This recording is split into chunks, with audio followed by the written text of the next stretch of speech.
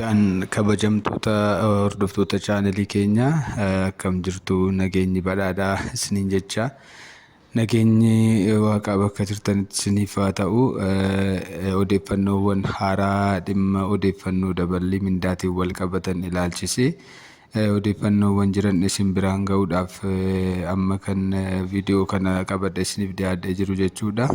Egaan akkuma beekamu daballi mindaa fulbaana bara 2018 irraa eegalee hojiirra akka ooluuf mootummaan kallattii kaa'ee ilaalchisee daballiin mindaa taasifame yeroo darbe guyyoota 3 darban dura ragaa haqa qabeessa hin taane yuutuubii irratti argamee ture feek niwus jechuudhaan isiniif qabadhee dhiyaadheen ture. Viidiyoo sanaan odeeffannoo isin biraan ga'uun koo ni yaadatama.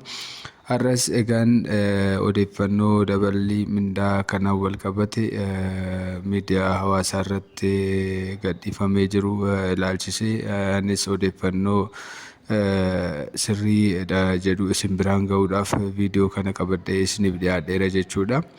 Odeeffannoo kana tokkoon daballii mindaa taasifame persentii isaa akkasumas immoo mindaan duraan ture 4,760 irraa kaasee hanga 21,492tti mindaa ka'umsaa ta'ee mindaa haaraan meeqarraa akka ka'e kunoo haaluma asirratti argitan kanaan persentii meeqaan akka dabale akkasumas immoo persentiin isaa gara qarshiitti gaafa jijjiiramu daballiin meeqa akka ta'ee fi mindaa haaraan amma nuuf kaffalamuu qabu kam akka ta'e isiniif qopheesseera jechuudha. Isa kanarratti hundaa'uudhaan tokkoon keessan ilaallattanii mindaan keessan meeqarra ga'uu akka danda'u beekuu ni dandeessu jechuudha. Odeeffannoo haaraa kanaan wal qabate isin biraan ga'uudhaaf qophiidha.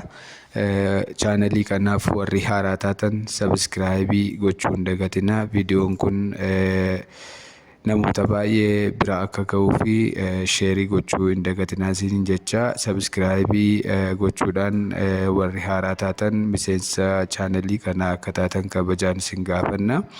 Hangammaatti waan nu hordoftaniif galatoomaa. Laayikii godhaa. Odeeffannoo itti aanuuf nootifikeeshiniin akkasiin qaqqabu bilbila tuqaa. Galatoomaa. Yeroo gaarii.